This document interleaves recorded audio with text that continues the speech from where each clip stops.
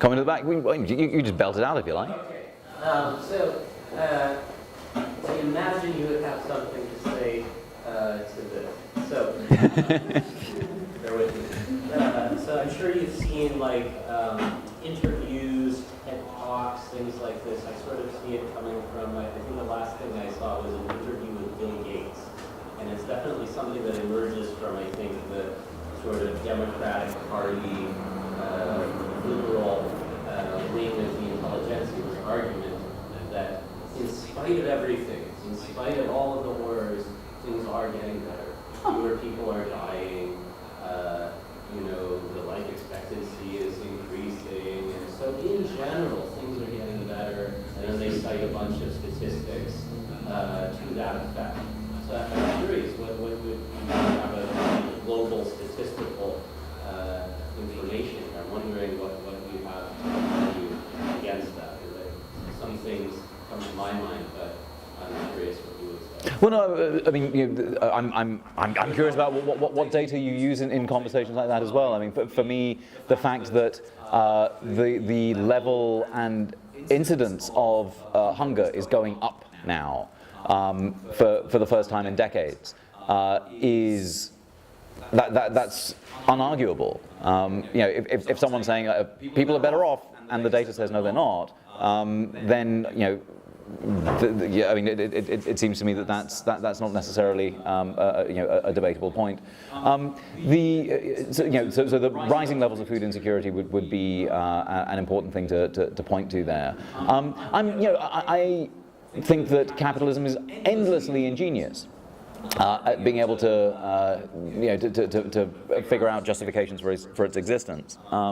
But when I hear from Bill Gates, oh yeah, everything's just fine, but all the data, for example, around state shifts in world ecology, in the planet's ecology, point to some fairly, that we're in the middle of the sixth extinction. It does feel like, the person who jumped out of the window and hasn't yet hit bottom and is saying so far so good, right? It's ignoring everything that the data is saying about the trajectory we're on as a planet. It doesn't seem to me that someone who's saying, look, things are getting better in a world where the number of hungry people is going up, where species extinction is happening at a massive rate, where we have 40 million slaves, is necessarily tuned into the way the planet works. But I do think that in terms of the data, the food data, I think the food insecurity data, but also more compellingly the trajectory data is how you'd push back on that. Yeah.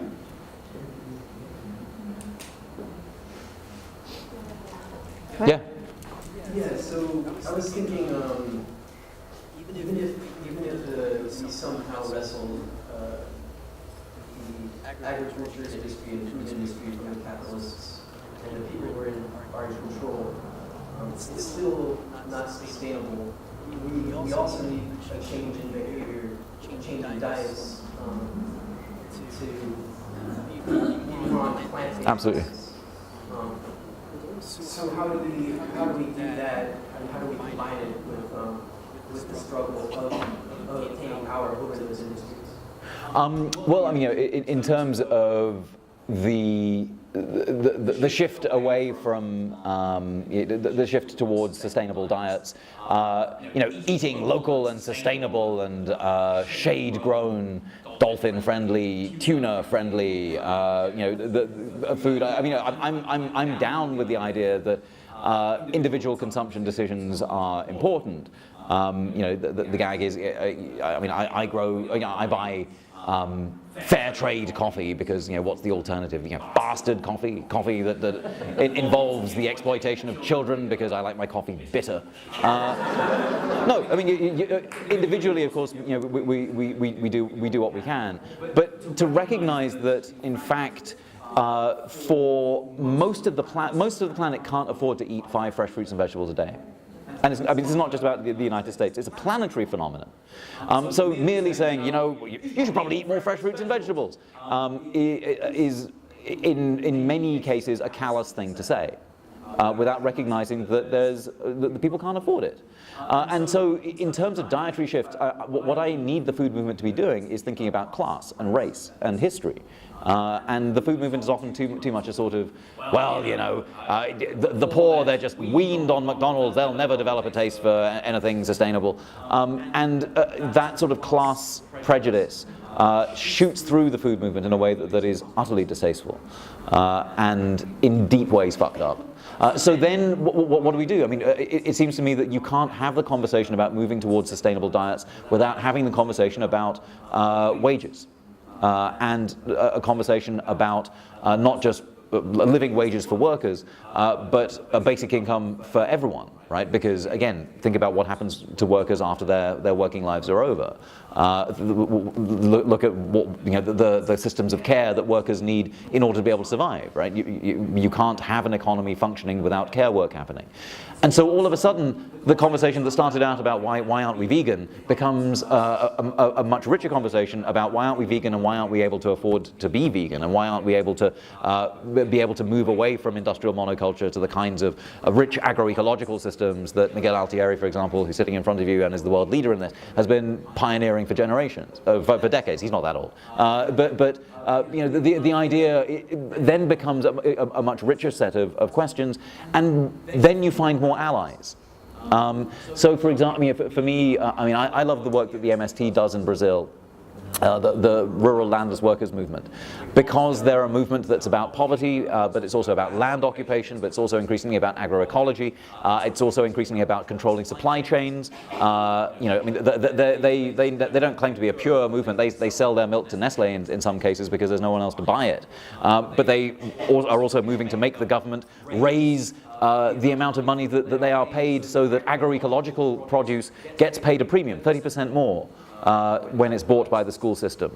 And they've got allies in the cities who are now fighting to end the marketing of all food, not just all food to children, but of everything to children, right? So again, it's a story about land reform, but it's about agroecology, and it's about wages and work and dignity. It's about gender equality, because gender equality is at the heart of the organization. It's a really interesting set of questions, and you start pulling on the food thread like I do. I mean, I think food is a great way of communicating these ideas to people who don't know that they are seized by capitalism. And so talking about chicken nuggets, for example, is the tool that you can use to have these conversations with your friends, with your comrades, with people who struggle with the idea of capitalism. And then you show them this nugget and you walk them through what it depends on to be able to get this nugget, and how it is that everything that nugget depends on is about to fail. And you're in a way, you know, in much deeper into these conversations. That's a longer answer than perhaps you wanted, but are you happy with that? No, yeah, that's sufficient. Yeah. Okay. Yes. So, and speaking of people starving, I mean, it seems like some places, like currently in Puerto Rico, it's from storms, and you know, maybe Venezuela and other places is because they made a conscious decision not to grow as much food and import it.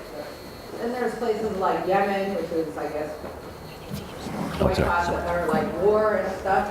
But why are most people starving? Is it just because they distribution thing, like they can't get it because of politics or money, or I mean, invariably it's about conflict, climate, and capitalism. I mean,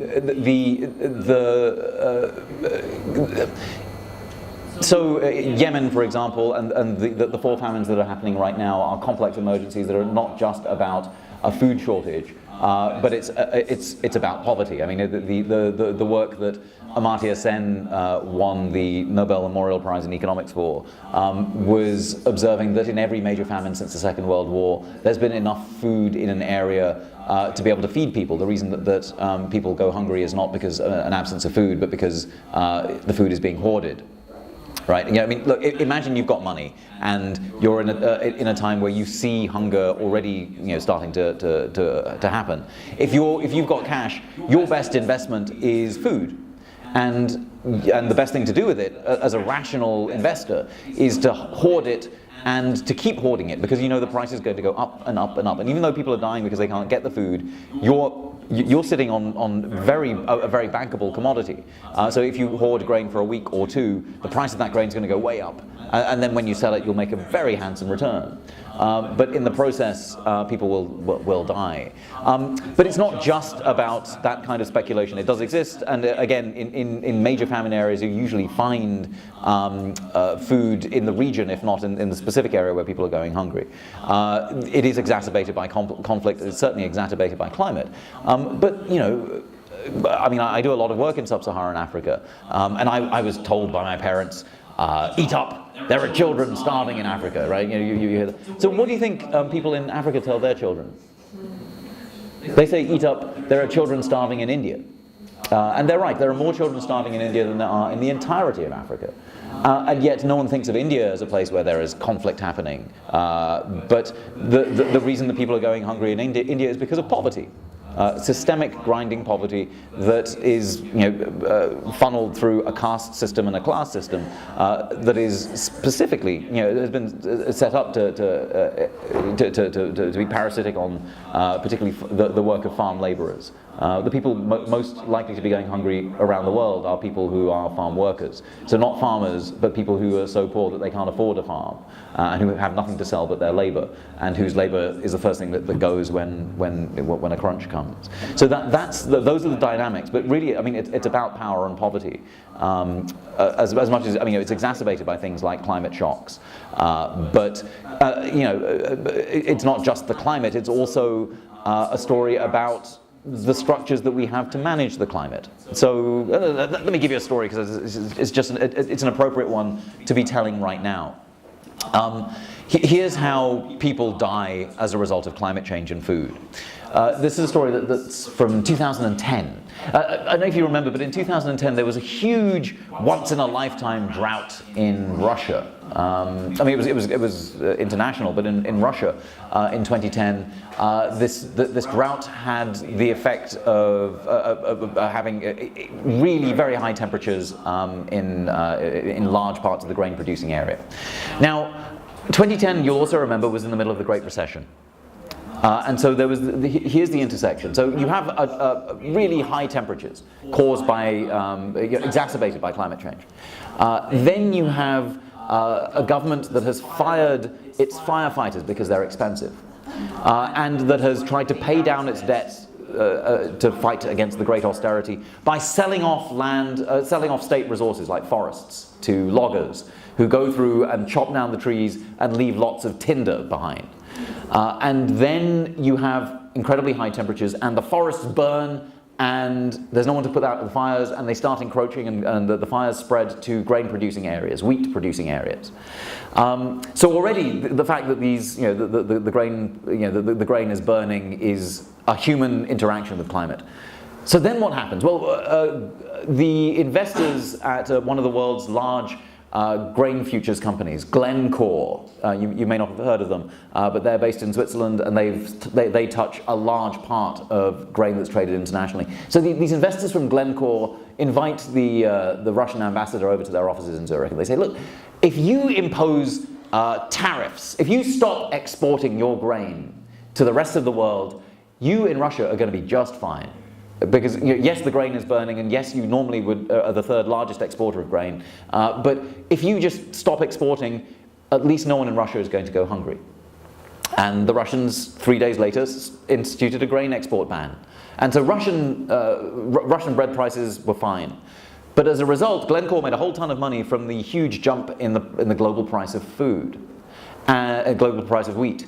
And then there were grain shortages around the world, in particular in Mozambique. Mozambique has no business wanting bread, but because of colonialism, Mozambicans were taught by the Portuguese to love bread. And so, you know, wheat doesn't grow anywhere near Mozambique. But, you know, the idea of the Mozambican diet without bread is unthinkable. Our daily bread is important in Mozambique. For people to have dignity, they need bread. But there is no grain, there's no bread that they could afford. So there were riots on the street. There were rebellions against the government. And because of austerity, the number of rubber bullets was low, and so the police then turned to live ammunition, and they ended up killing people. So this is how climate change and capitalism and austerity go together, right? The climate change story is not just a story about bad weather. People often mistake climate and weather. They're different things. But climate change in Russia sparked, because of the international system that we have at the moment, results in the kinds of situations that then, where there are food rebellions in Mozambique, people are killed. So this is a story about, this is a long way of answering, again, your question of why is it that people go hungry and why is it that people die of hunger. But that's how people die. It's, it's not just about not having enough food, it's about the operation of power and the international system and climate and violence. And it's that long, that's a very complex chain, but as Northern California burns, it's important to think about how it is that this may have repercussions in other parts of the world. Can you speak about how it's an issue, it seems, with land? In order to create cooperatives, worker cooperatives, housing cooperatives, you need land. Mm-hmm. And we've had an incredible amount of accumulation of land in North America and also around the world, the land accumulating in the hands of a few. Yeah. And holding back land, just like food is held Mm-hmm. back. So how can we get a massive land reform movement in North America? It's a great question. I was heartened by the fact that more and more people are calling for land reform in North America. Including, weirdly, the head of Slow Food, you wouldn't expect someone like Carlo Petrini to be talking about the need for land reform and monetary reform and the redistribution of time. But that's, the idea of land reform, I think, it's utterly urgent. In 1972, there was a very good, there was an important conference held here in the Bay Area on land reform, in which the Young Bloods and Black Panthers were sitting down about land reform. Sadly, not enough happened as a result. But I think that question is tremendously important, but I was reminded about its complexity when I was walking around Seattle with Valerie Segrest, who's a Muckleshoot medicine woman. And we were walking around when it was Occupy was happening, and in downtown Seattle, Occupy Seattle had taken over a central square, and it was fantastic. I have a lot of time for Occupy, but she was saying, "Oh, that's hilarious, because in fact this land was once Muckleshoot land, and we now, our reservation is now 50 miles away. This land has long been occupied, and how do so the question of land reform, I think, is vital." But I also think that it has to be shot through with the question of reparations, right? So this is not just a sort of a demand for 3 acres and a cow. This has to be because one can again imagine a land reform then happening, and then wealth being concentrated in the hands of a few. You see that process happening in China, where an incredible land reform after the revolution then slowly gets broken by the new labor practices that they instituted being denatured, and it being layered on top with this strange sort of Promethean idea that state socialism has about being able to control nature.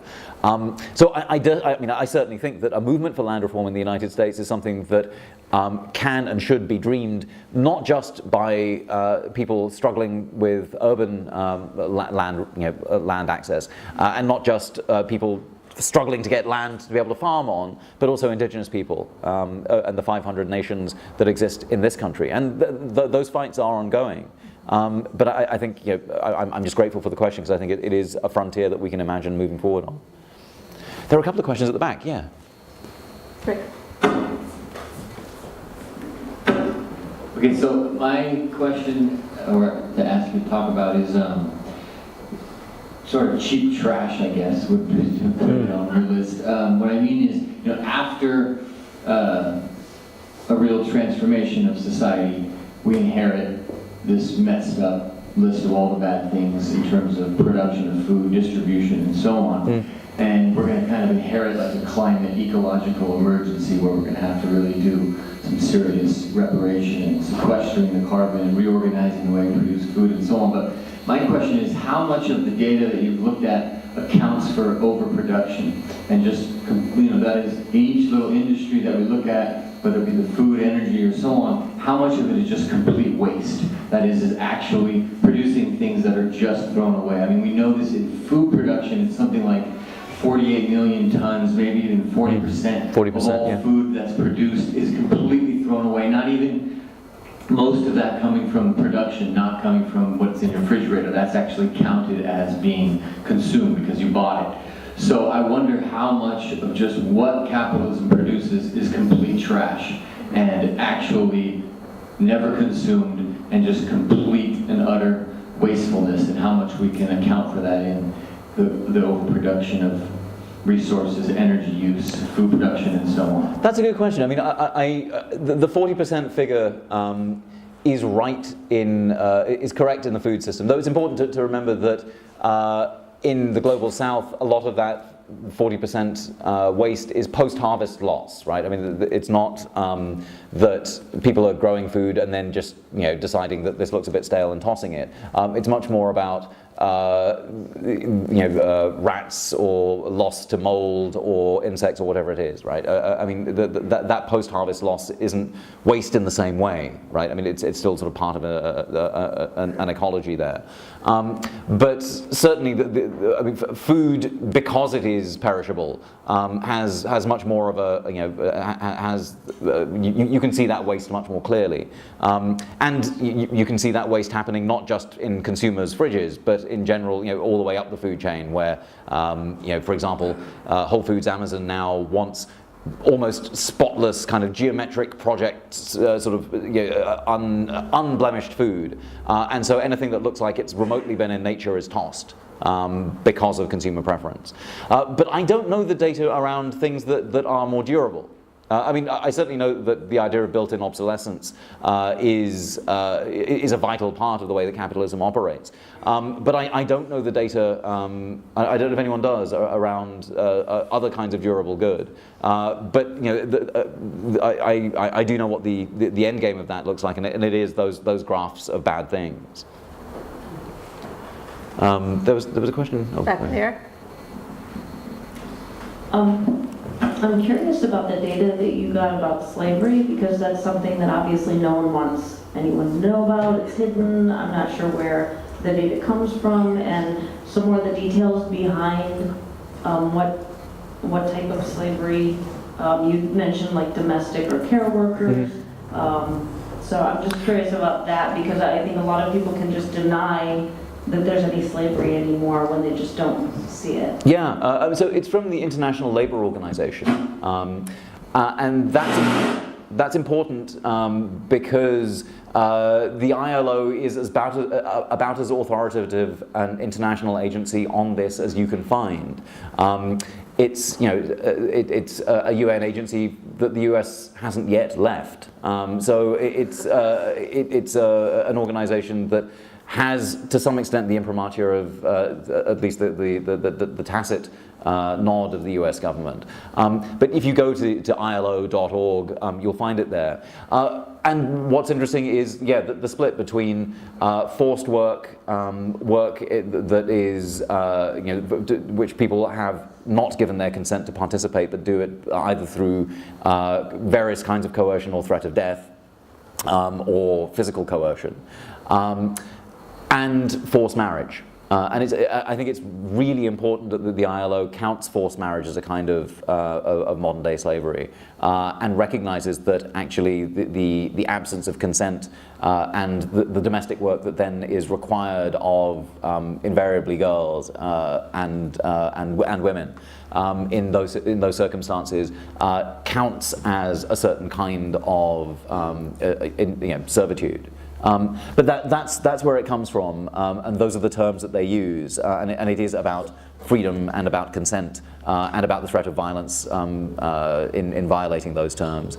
It's also, I mean, to some extent about pay, but invariably it's much more about the other things that are classed even in the United States as the legislation that constitutes slavery. Is that a, yeah? Miguel. Oh, sorry. You're next. Thank you a lot for the talk. I think it was very stimulating and sort of amusing too. My question was looking at, as you were saying, the way that chicken sort of shows in all these different ways. As you were saying, the end of capitalism. To me, it seems like the chicken economy and sort of looking at poultry as the way that the role that it plays in the world today, it's a very specific way in which it exists. And I can sort of see how you're seeing the end of the way it exists as it is today. But I do not think that it's sort of going to, that capitalism itself is going to disappear sort of in an automatic or accidental way. I think it has to be the conscious activity of people, for themselves choose that it's the right thing to do to get rid of capitalism and to try to build something else. But like I said, I think it's just the if we don't sort of succeed in doing that in the next, I don't know, couple of years even, we will see capitalism, as you were saying, adapt in a very ingenious and different way all over the world. But I think it's not going to go away by itself. The ruling classes are just going to find different ways of making it continue in more militarized, more horrendous ways for all of us. No, I couldn't agree more. I mean, look, there's we know what it's like, right? And I'm connected to a country where the order is maintained by the constant threat of radical Islamic terrorism and Islamophobia, and where all Muslims are enemies of the people, and where the head of state blares out his opinions on a huge social media platform and corrals, and essentially, I mean, he does industry's bidding. He's very pro-coal. He, thumbs his nose at environmental agreements. He thinks human rights are for losers. And that country is India. So Narendra Modi has the world's largest Facebook platform. I mean, the idea of bringing order and a state that's that's safe for Hindus and protecting the industry and the industrial class by raining down terror and raining down hatred on Muslims is as close as we get to a case of textbook fascism, right? And that's what, I mean, you don't need to imagine what happens after capitalism fails. You can see nascent forms of fascism in India. And so I agree with you fully that while there are, while we experience, the ruling class is not going to hand over power willingly, and they will consolidate under a fascist like Modi. So I'm not sanguine necessarily about the end of capitalism. I'm just saying it's happening. Do with that what you will. But I would rather organize for something that isn't fascism. But I think one would be a very bad historian if one didn't recognize that what comes after crises of capitalism has tended to be fascism in the past, and we ought to be tremendously vigilant about that and organizing very militantly against it, because we've seen it before. We've seen it in this country, and we are living. We may be living its early days now, and so then what do you do with that? I couldn't agree more strongly. But Miguel, or Miguel. And then in the way, I'm Miguel and then Sophie. Miguel and then Sophie, excellent. Thanks. Thank you, Raj. Nice seeing you. It's good to see you too. Well, as you know, there's a huge body of literature about how capitalism, when it's in crisis, goes into reform. So when they do that, this is the phase that they're going through the reform. And what they do is they reproduce themselves by appropriating themselves from co-opting even the ecological discourse. So now they're greening capitalism, and they're inventing carbon markets for climate change solutions, carbon farming, and cap and trade, and organic farming, which actually is only available to the rich and things of that nature. So that happens, and it's happening right now. And even the scientists that are producing all the climate change literature are funded by corporations, like here. I'm a professor here, and I understand what's going on. And they don't question capitalism. They just produce this data saying humans produce this, as you said. And then what happens is that this discourse of reinventing themselves doesn't question capitalism, obviously, or the relations of power. It's just greening, continuing without going to addressing the root causes. On the other hand, you mentioned, MST, for example, social movements that are very organized, especially in the South, in certain countries. And what they create is a bypass to capitalism. So, for example, territories that are taken over by peasant organizations, they make very solidarity agreements with consumers, where they push governments to create policies so that 30% of the food is bought from the farmers and given to the children, and so on and so on. And so the challenge is, how do we, in a capitalist society, create these bypasses that function within a capitalist society but are not ruled totally by capitalism? Because I don't think we're going to overthrow capitalism. I think it's going to continue existing, but all these arrangements that you showed, those cooperatives, those are bypasses, little bypasses, that hopefully they're going to become more disseminated and scaled up. And if they don't, then they're going to be just little examples, which they exist all over the world, of this, what I call lighthouses or bypasses. But the problem is that they are not sustainable in the long term, because capitalism can undermine ecologically, socially, politically the existence of those bypasses. So I think that the only way that these changes are going to happen is that, as everybody has said here, we raise consciousness, but more importantly, we create a social movement that is powerful. Because really, I mean, this is a very important subject. How many people are here from Berkeley? 0.00005%? Well, what I'm saying, from the normal population. The rest of the population is working, is consuming, doing whatever they need to do to survive. So we're not going to succeed in that way, at this phase.